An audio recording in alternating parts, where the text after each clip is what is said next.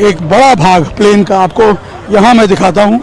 यहाँ आप देखिए ये प्लेन का एक पीछे का जो हिस्सा है वो आपको यहाँ पे गिरा हुआ दिखेगा, क्योंकि पीछे का जो भाग है वो आकर के इस बिल्डिंग से टकराया था। उसका देखिए पीछे का एक हिस्सा यहाँ भी आके गिरा है, बाकी का हिस्सा बिल्डिंग के अंदर की तरफ धंस गया है। तो आप अंदाज़ा लगाइए कि कितना भयंकर तरीके से यहाँ पे ये प्लेन जो है वो क्रैश हुआ और आसपास रहने वाले जितने भी लोग हैं उनको भी यहाँ पे नुकसान पहुँचा है। कई लोगों की जानें गई हैं। प्लेन के अंदर जो लोग मौजूद थे उसके अलावा जो यहाँ हॉस्टल में डॉक्टर्स और नर्सेज रहते हैं उनको भी इस हादसे में अपनी जान गंवानी पड़ी है। कैमरामैन अमित राठौड़ के साथ निर्णय कपूर, इंडिया टीवी, अहमदाबाद। हमारे सहयोगी निर्णय कपूर इस वक्त दुर्घटना स्थल पर मौजूद हैं और जो तस्वीरें और जो डिटेल्स वो दिखा रहे हैं वाकई में विचलित कर देने वाली ये तस्वीरें हैं, क्योंकि जो डेड बॉडीज रिकवर भी हो रही हैं वो पूरी तरह से जली हुई स्थिति में है। इस वक्त राहत कार्य बहुत तेजी से चलाया जा रहा है। एक बार फिर आपकी जानकारी के लिए बता दें, एनडीआरएफ की टीम तो यहाँ पर है ही, आर्मी, बीएसएफ, सीआईएसएफ और इनके साथ पुलिस की टीम भी लगातार काम में लगी हुई है। फायर ब्रिगेड के कर्मचारी भी लगे हुए हैं। और जिस इमारत की हम बात कर रहे हैं, अभी थोड़ी देर पहले निर्णय ने एक और इमारत दिखाई और उसकी जानकारी के मुताबिक हॉस्टल था और कई रेजिडेंट डॉक्टर्स भी वहां पर थे। और जिस वक्त ये हादसा हुआ कई रेजिडेंट डॉक्टर्स की भी जान गई है। एक जानकारी और मैं आपको दे दूं, एक इमरजेंसी नंबर जारी किया गया है एयर इंडिया की तरफ से।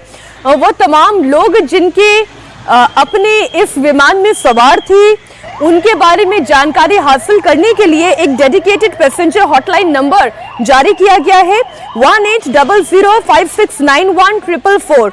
मैं फिर से ये नंबर दोहरा देती हूँ 1800569144। ये एक हॉटलाइन नंबर जारी किया गया है। मेरे सहयोगी देवेंद्र जुड़े हुए हैं। देवेंद्र, मैं तस्वीरें देखकर खुद बहुत विचलित हो रही हूँ। ये इतना भयानक हादसा है, इससे पहले ऐसी तस्वीरें मैंने कभी नहीं देखी थी। जो डेड बॉडीज भी रिकवर हो रही हैं, ये आशंका तो पहले ही थी किसी का बच पाना, यहाँ से निकल पाना मुश्किल ही है, लेकिन फिर भी हम प्रार्थनाएं ही कर सकते हैं। देवेंद्र,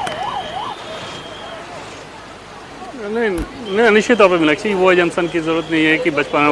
निश्चित तौर पर ईश्वर से यही प्रार्थना रहेगी कि उसमें से ज़्यादा लोग बचे, लेकिन जो नुकसान हुआ है वो बहुत बड़ा है, बहुत भयावह है। और जैसा कि बार बार हम लोग इस बात की चर्चा कर रहे हैं कि जब प्लेन अगर फुल फ्यूल के साथ इस प्रकार का क्रैश होता है तो फिर उसमें जो डैमेज होता है कई गुना ज़्यादा बढ़ जाता है। इस लिहाज से कि क्रैश के बाद उसमें आग लगती है और फिर उस आग में झुलसने की आशंका और कई गुना ज़्यादा बढ़ जाती है।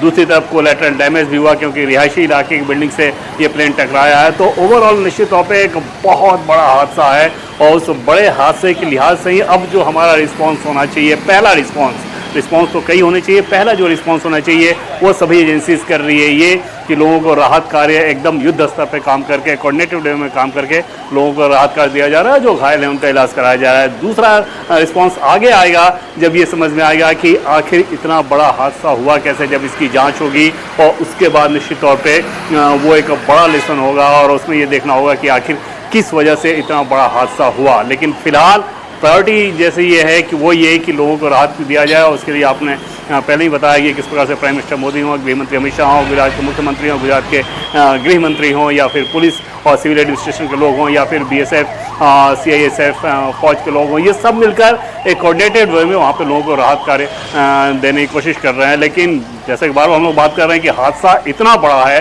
कि ईश्वर से प्रार्थना ही की जा सकती है कि ज़्यादा से ज़्यादा लोगों की ज़िंदगी वहाँ बचे। मीनाक्षी।